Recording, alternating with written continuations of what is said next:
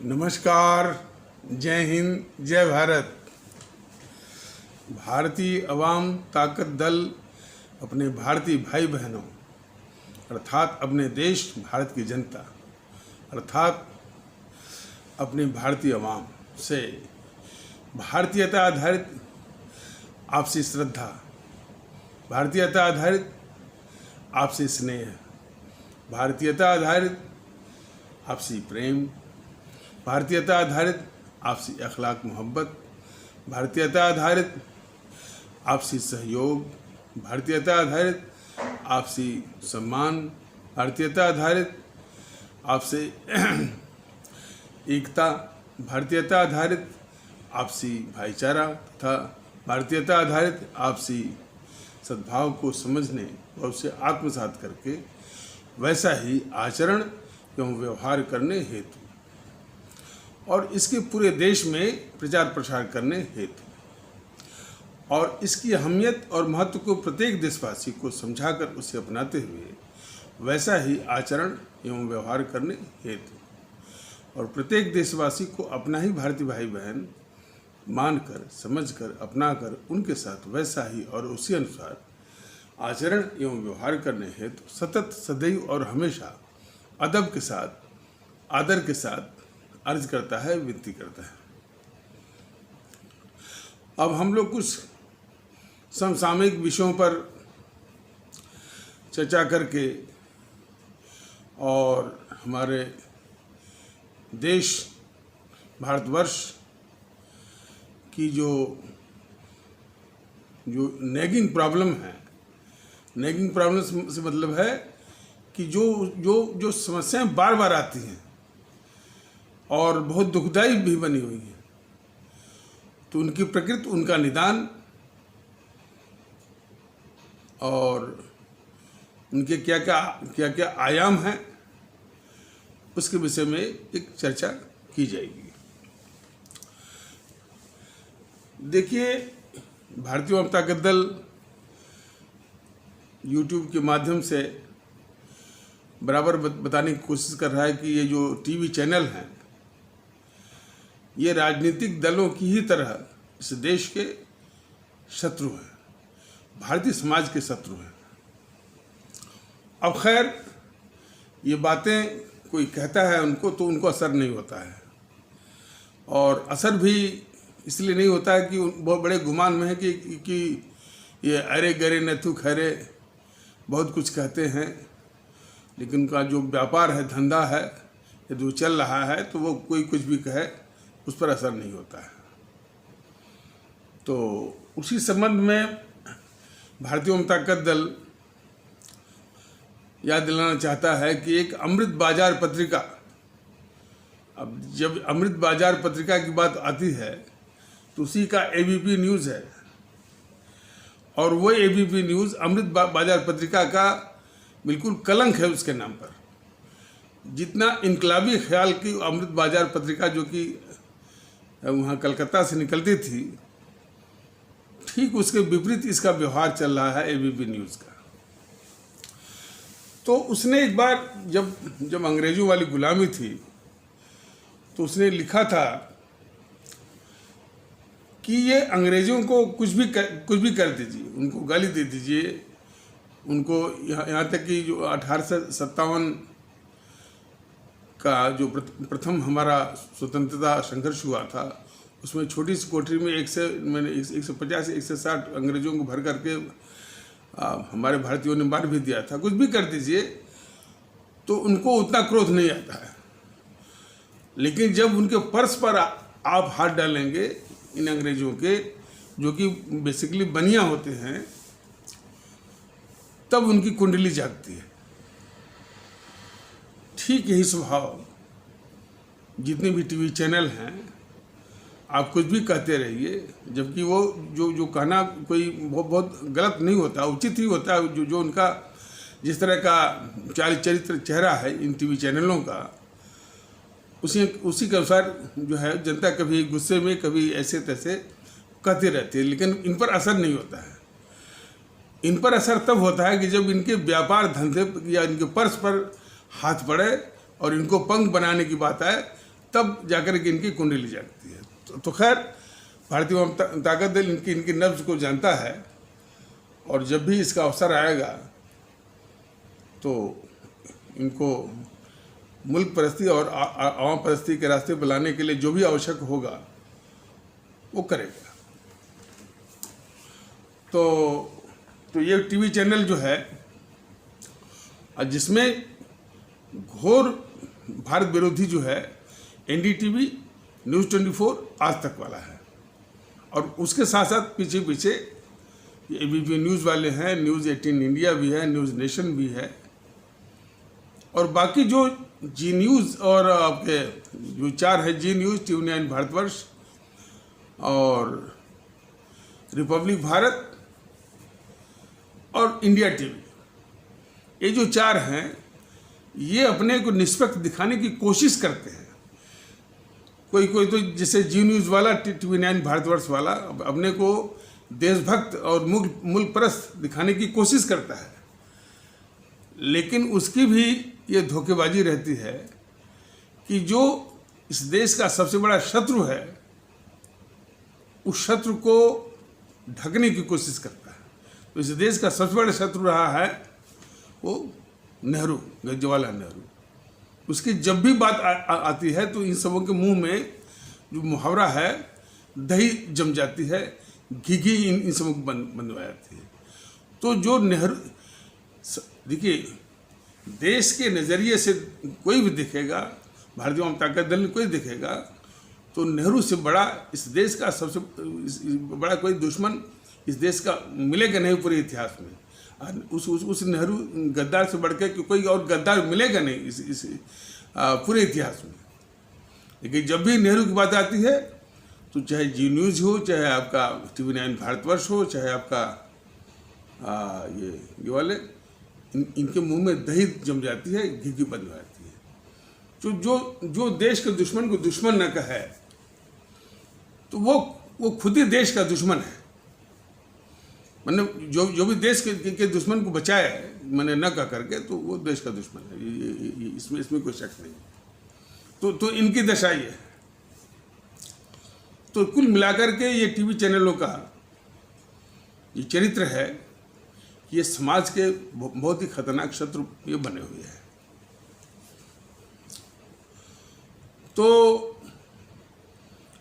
एक जो है JNPC का राहुल, जब से वो सिखाया पढ़ाया जा रहा है कि किसी तरह से तुम राजनीति सीख जाओ और सीधे जो प्रधानमंत्री की कुर्सी पर आगे बैठ जाओ, ये उसके कुछ चाटकारों ने उसको सिखाया पढ़ा हुआ है।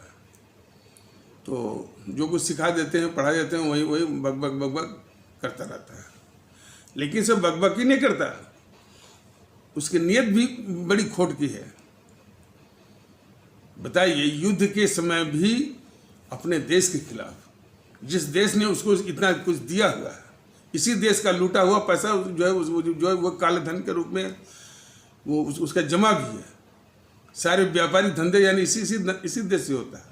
जो गुलछड़े उड़ाता है वो इसी देश के पैसे से उड़ाता है। उसी देश के साथ ये गद्दारी करता है चीन के पक्ष में। अब ये चीज़ जो है, इसी चीज़ को बताने की जरूरत थी, तो बीजेपी नहीं बताती है। जैसे 2019 का चुनाव हुआ, बीजेपी ने राहुल को इस रूप में प्रोजेक्ट नहीं किया, यह देश का गद्दार है।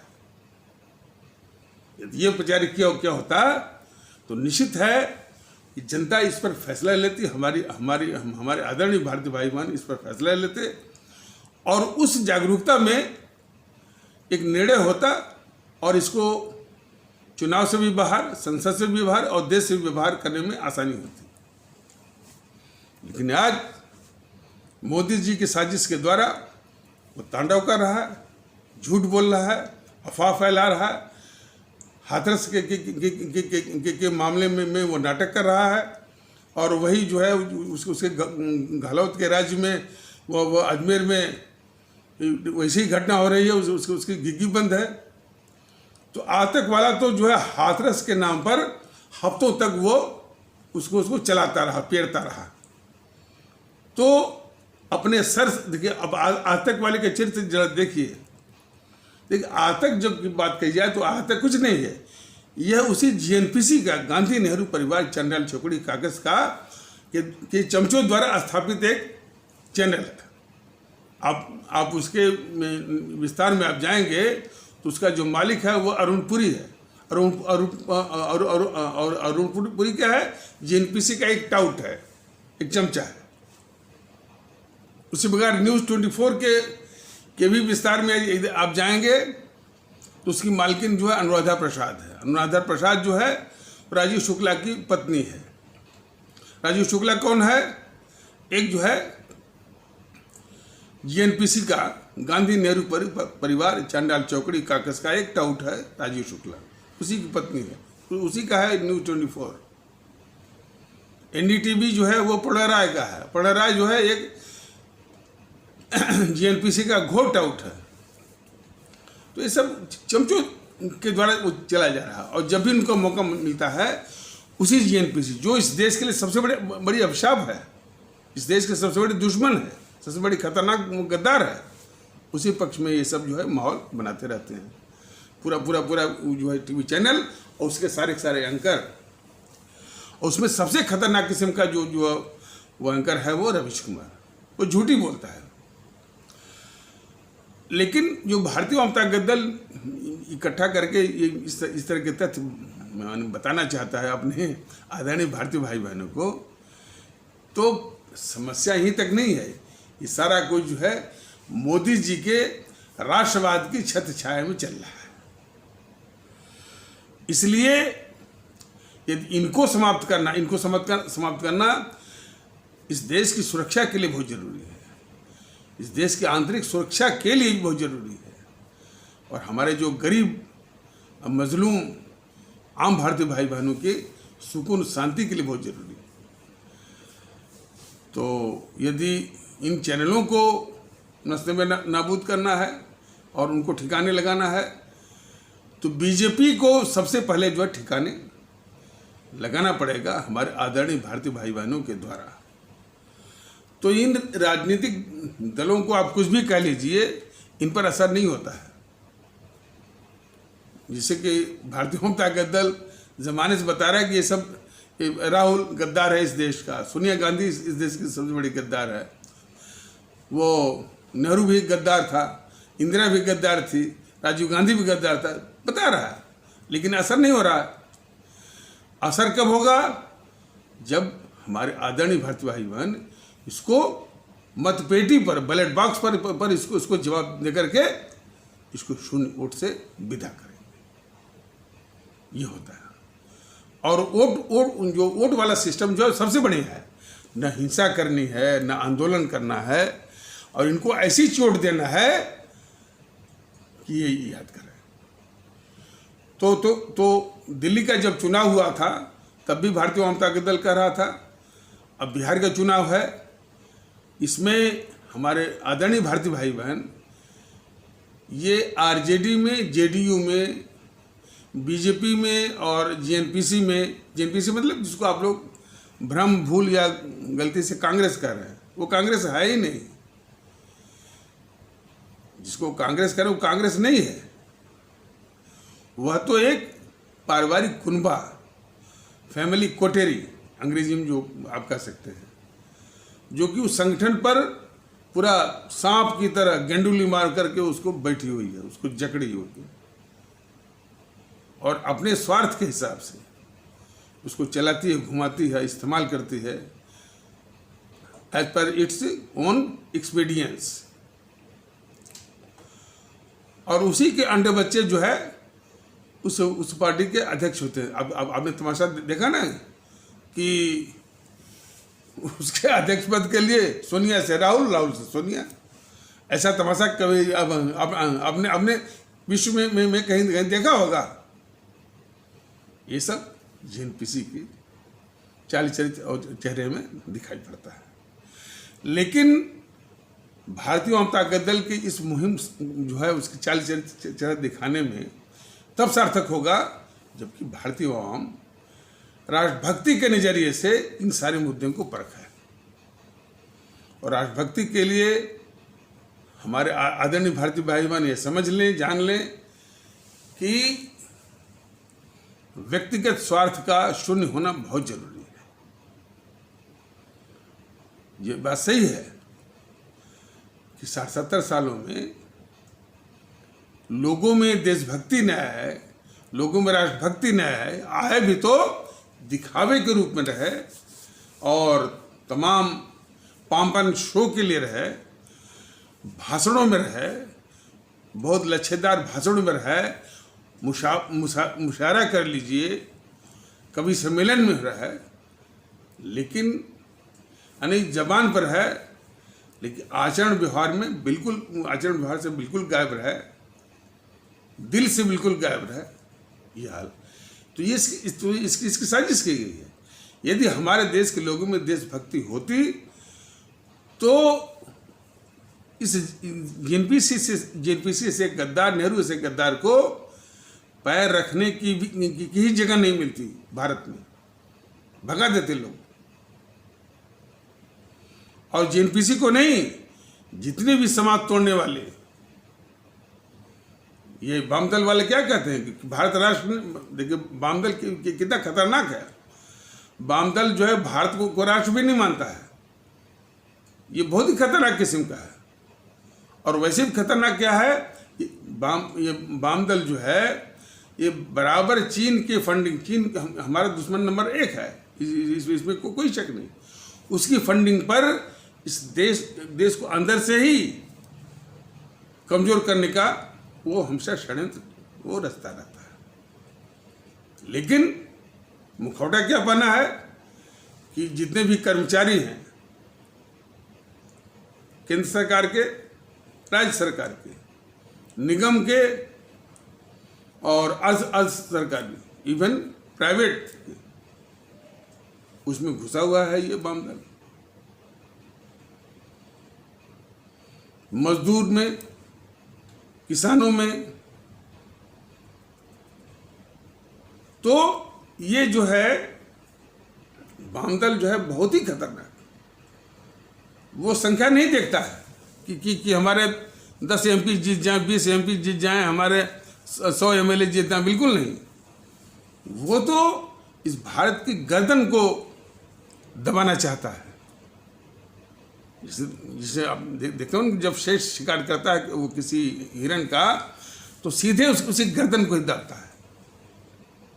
इस प्रकार ये वामदल वाले हमेशा भारत की गर्दन को दबाना चाहते हैं। गर्दन क्या है? पहला है ब्यूरोक्रेसी।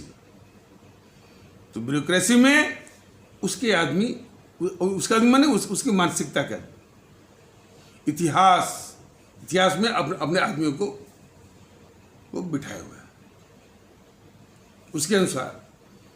और जो इतिहास उन सब ने जो लिखा है एनसीईआरटी वगैरह जो है के जरिए, सारी हमारी जो सांस्कृतिक मान्यताएं हैं उसकी जड़ों को हिला करके उन सब ने अपनी व्याख्या उसमें वो डाली हुई है इन वामदल के इतिहासकारों ने। तो खैर यूट्यूब के माध्यम से सारी बातें बताना मुमकिन नहीं है, लेकिन वो बहुत ही खतरनाक है। और शायद उनके नीचे का कैडर को मालूम भी नहीं है कि ये मुल्क के लिए ये कितने खतरनाक है।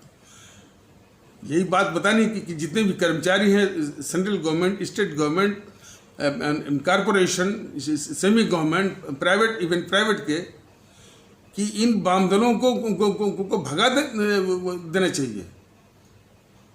वोट देना है तो वोट देना है इनको, इनका कैंडिडेट चुना जाना, और वहाँ से ये पैर जमाना तो बहुत दूर की कौड़ी। तो ब्यूरोक्रेसी में, और फिर जेएनयू एक संस्था ही सबों ने ले लिया, वो गद्दार इंदिरा से मिल करके बनवा लिया जेएनयू में, और यहाँ आके बैठ गए। अब यहाँ से मतलब कि ब्यूरोक्रेसी में करीब 30%, 20% जाने लगे इसी जेएनयू माइंडेड, मतलब कि कम्युनिस्ट माइंडेड। ब्यूरोक्रेसी कौन है? जो हमारे शासन प्रशासन की मेरुदंड है।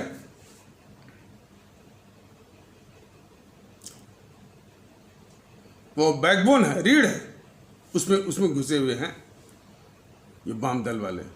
और the Hindu paper, the Hindu paper कितना शातिर है बहुत कम लोग जानते हैं, बहुत कम लोग जानते हैं। एक तो उसने नाम रखा है हिंदू, हिंदू नाम देखते ही जितने भी हिंदू सनातन वाले हैं बस उसको हाली काऊ की तरह, एक पवित्र काऊ की तरह छोड़ देते हैं कि भाई हिंदू तो लिखा है ना, चलिए कुछ भी करें। तो उसने नाम ही ऐसा रखा हुआ है द हिंदू। लेकिन वो कम्युनिस्टों का पेपर, चीन के पक्ष में, भारत के खिलाफ माहौल बराबर ये बनाता रहता है। और फिर जो आईएएस की जो तैयारी करते हैं, जो सिविल सर्विसेज की तैयारी करते हैं, जो उसके एस्पिरेंट होते हैं, महत्वाकांक्षी होते हैं, उनके लिए शायद थर्सडे का जो आता है पेपर, तो अच्छी अच्छी सामग्री, साइंस और टेक्नोलॉजी बराबर देता रहता है। ये अच्छी इंग्लिश का, उसका अच्छी इंग्लिश होती है, उसका जो संपादकीय होता है वो अच्छा होता है। तो उस मानसिकता के भी जो है ब्यूरोक्रेसी में जा रहे हैं। तो ब्यूरोक्रेसी में घुसा रहे हैं और उसी माध्यम से जुडिशरी में भी तमाम इसी कम्युनिस्टों के लोग हैं। वी.आर. कृष्णा अय्यर क्या था? VR. Krishna Iyer law minister था वहाँ का, केरल सरकार का, केरल की कम्युनिस्ट सरकार का वो लॉ मिनिस्टर था। फिर वो लॉ मिनिस्टर से जब सरकार हट गई तो प्रैक्टिस करते करते वो हाई कोर्ट का वो जस्टिस हो गया, केरल हाई कोर्ट का, और वहाँ से एलिवेट होकर पहुँच गया यहाँ पर सुप्रीम कोर्ट में। और देश को जानना चाहिए कि वो communist minded VR. Krishna Iyer वही था जो इलाहाबाद का फैसला था वो इंदिरा गांधी के चुनाव रद्द करने का, जिसको कि जगमोहन लाल सिन्हा इलाहाबाद हाई कोर्ट के, उन्होंने इंदिरा गांधी के ने जो धांधली की थी 1971 के चुनाव, लोकसभा चुनाव में, तो जगमोहन लाल सिन्हा जस्टिस पर जो इलाहाबाद हाई कोर्ट के थे, जो कि उन्होंने उसको इंदिरा गांधी के चुनाव को रद्द किया था धांधली के चलते, उसी पर इसी ने स्टे दिया था वी.आर. कृष्णा अय्यर ने। तो देश को जानना चाहिए ये वाम दल वाले जो है भारत की गर्दन को किस तरह से दबाना चाहते हैं, समझ गए ना? तो इनका नाश बहुत जरूरी है, बहुत खतरनाक है। किस तरह से दहाड़ते हैं आकर के टीवी चैनलों पर, और उसके दहाड़ के आगे ये राष्ट्रवादी बीजेपी के प्रवक्ता भीगी बिल्ली बन जाते हैं। इन देश के दुश्मनों के आगे ये बीजेपी के प्रवक्ता भीगी बिल्ली बनते हैं। ये मानसिकता इनकी। ये शेर कब बनते हैं बीजेपी के प्रवक्ता?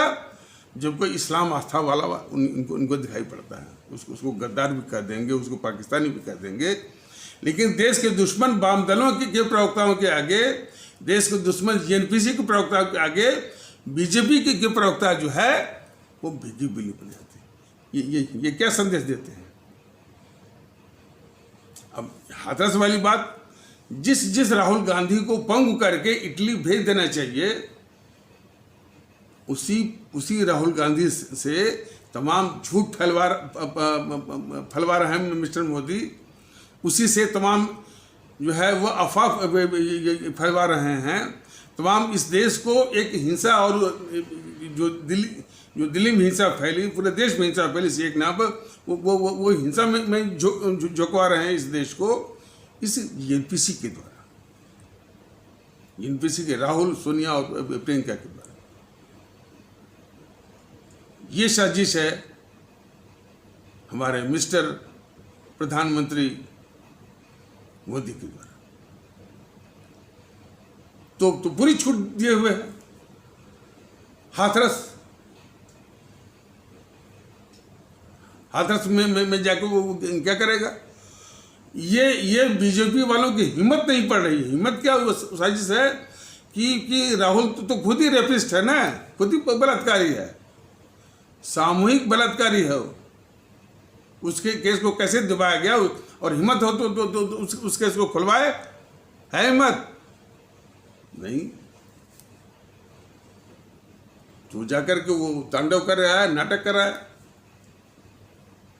टीवी चैनल वाले बोले हल्का सा वो नाटक वाली बात है, फिर जो है राहुल की बात को बार बार ब्रेकिंग न्यूज फलाने और इसमें दिखाने ब्रेकिंग न्यूज पर दिखाएंगे ब्रेकिंग न्यूज। इसके बाद बोले राहुल ने मोदी पर हमला बोला। बस ये धंधा है सबों का। तो एक हफ्ते तक चला ये आतंक वाला जो कि चमचा है जेएनपीसी का, उस पर हाथरस पर। तब उसको लगा कि भाई ऐसी घटना वो राजस्थान में भी हुई है। तब धीरे से ये दिखा रहा है कि राहुल को या वहाँ भी जाना चाहिए।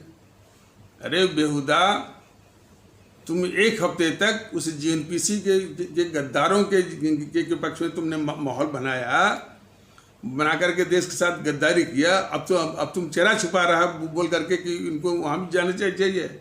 अरे पहले वहाँ जाता और वहाँ भी ऐसा नाटक करता तब कोई बात रहती। तुमने भी जो है उसी के पक्ष में भी जो ताल मिला करके देश को वो गुमराह किया। तो ये इस तरह के दृष्टांत भारतीय जनता दल अपने आदरणीय भारतीय भाई बहनों को, अपने आदरणीय भारतीय को बता रहा है कि जेएनपीसी कितनी खतरनाक है, वामदल वाले कितनी खतरनाक है। और इन खतरनाक भारत विरोधी ताकतों को मोदी जी पाल करके देश के साथ कितनी बड़ी गद्दारी कर रहे हैं। अब अपने नकली या छद्म राष्ट्रवाद, वो राष्ट्रवाद इस देश को बहुत दुख दे रहा है। वो राष्ट्रवाद इनका जो देश के साथ धोखेबाजी कर रहा है, कपट कर रहा है और छल कर रहा है, ये समझने की जरूरत है। सारे चैनल वाले कह रहे हैं कि बॉर्डर पर रोड बनाई जा रही है, मोदी जी ये कर रहे हैं वो कर रहे हैं। लेकिन बॉर्डर पर चीन की सीमा पर अब तक रोड क्यों नहीं बनी? इन गद्दारों ने रोड बनने क्यों नहीं दिया? न रोड बनाई, समझौता करके ये एनपीसी और उसे चीन की कम्युनिस्ट पार्टी से जो है वो पैसा लिया, देश के अपने भारत के खिलाफ जो है वो गद्दारी करने का। भारत में जो है भारत को तो एक तो इन सब ने लूटा, बिल्कुल अंग्रेजों की तर्ज पर इस देश को लूटा, इसको पंग बनाया और फिर भारत का बाजार खोलने के लिए जो है पैसा भी लिया इस जेएनपीसी वालों ने राजीव गांधी फाउंडेशन के द्वारा। और इसीलिए जो है वो समझौता किया था। उसको सब सुप्रीम कोर्ट लगेगा, क्या करेगा सुप्रीम कोर्ट? और सुप्रीम कोर्ट ने आज तक किया ही क्या है? सुप्रीम कोर्ट ने आज तक क्या किया है पहले कोई बताए? इतने खतरनाक जो देश विरोधी अपराधियों को रोकने में सुप्रीम कोर्ट की भूमिका क्या रही है? कुछ नहीं, बिल्कुल उसके आगे बिल्कुल शक्तिहीन, स्पाइनलेस जिसे बोलते हैं अंग्रेजी में। तो इन खतरनाक राजनीतिक अपराधियों के सामने सुप्रीम कोर्ट बिल्कुल स्पाइनलेस है, रीढ़ ही नहीं उसके पास है। तो उसी के पास सब वो ले जाते हैं। इसका निदान बस अपनी आवाम के पास है। आवाम जो है जब भी वो इलेक्शन आता है, यहीं से उसके निदान की शुरुआत है कि उसको शून्य वोट मिलना चाहिए। कोई भी इलेक्शन हो, स्टेट का हो, सेंट्रल का हो, कुछ भी हो, इवन वो लोकल बॉडीज का हो, हमेशा हर वक्त इसको शून्य वोट। अच्छा, एक साजिश और चल रही है। बीजेपी वाले इस जेएनपीसी को पुनर्जीवित करने के लिए एक साजिश चला रहे हैं। कांग्रेस तो मर गई, कांग्रेस तो नहीं। कांग्रेस भैया मरी नहीं है, उसकी जड़ें जो वो बरकरार हैं। वो बाउंस बैक करने के लिए वो तमाम साजिशें कर रही है। और एक साजिश शायद बीजेपी को मालूम नहीं, वास्तव में बीजेपी पक्ष की बात नहीं है। उसके सत्ता आने में देश को बहुत ज़्यादा तकलीफ है। इसको सत्ता में तब तक भारतीय जनता दल ही प्रयास करके ये सत्ता में आ गया तो इनका अच्छे से इलाज कर देगा। लेकिन जो साजिश कर रहे हैं उसको भी बीजेपी वाले सबसे पहले जाने और ये देश भी जाने। उनकी गणित ये है कि ये सबको इकट्ठा करके जितने चंगू मंगू हैं, सपा है, बसपा है, टीएमसी है, उद्धव की शिवसेना है, इवन अकाली भी वो छिटक गया ना आपसे, वो अकाली को भी मिला लेंगे जितनी है। तो जो लोकसभा का जो बेंचमार्क है 272 को मिलाकर छू देंगे बस। यदि इनका चुनाव में मान लीजिए 2024 वाले चुनाव में यदि ये 271 भी पाए रहेंगे तो इनको सरकार बनने नहीं देंगे बीजेपी वालों को, पक्का जानिए, इसमें बहुत माहिर है। और एक बार जो है जब उनको सत्ता से बाहर गए तो फिर उनको ढकेल दिए जाएंगे। तो शायद इस साजिश को बीजेपी वाले समझ नहीं रहे हैं। देखिए, बीजेपी सत्ता में आए ना आए, बीजेपी से तो जो नुकसान हो ही रहा है, लेकिन जेएनपीसी यदि सत्ता में आ गई तो इस देश की तबाही है। बस यही अपनी आवाम जान ले।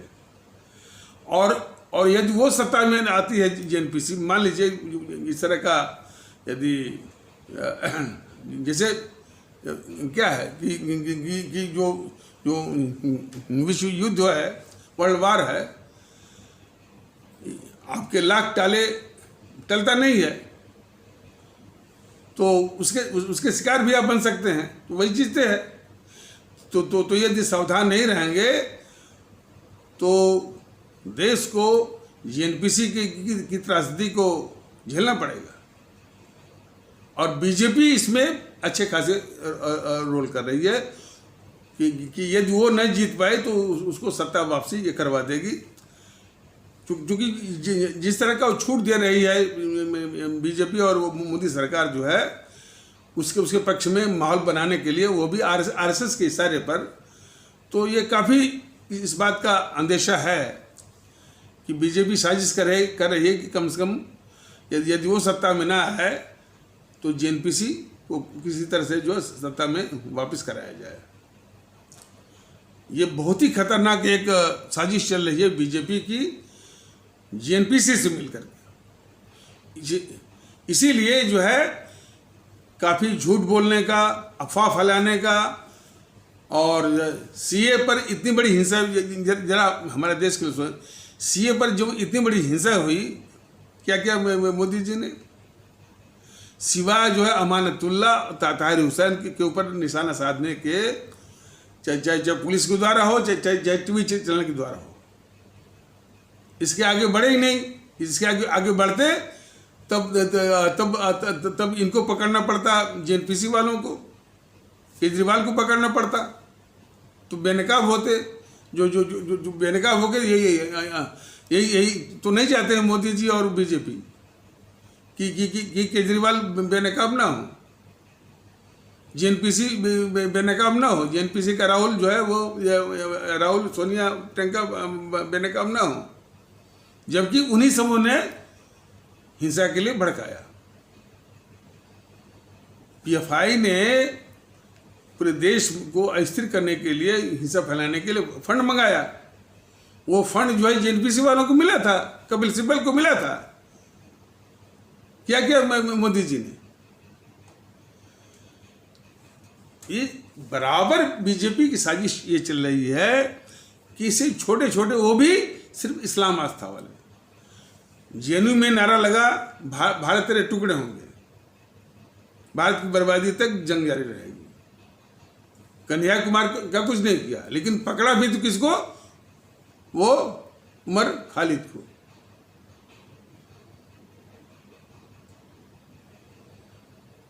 तो ये हालत समूह का नाम बदलना हुआ तो जहां मुसलमान शब्द रखा उसको नाम बदलने लगे। नेहरू, जहां नेहरू है, इंदिरा है, राजीव है, यानी उन नामों को बदलने का न तो इनकी मंशा है, न तो इनकी हिम्मत है। तो इसलिए इनकी मंशा को पढ़ने की जरूरत है।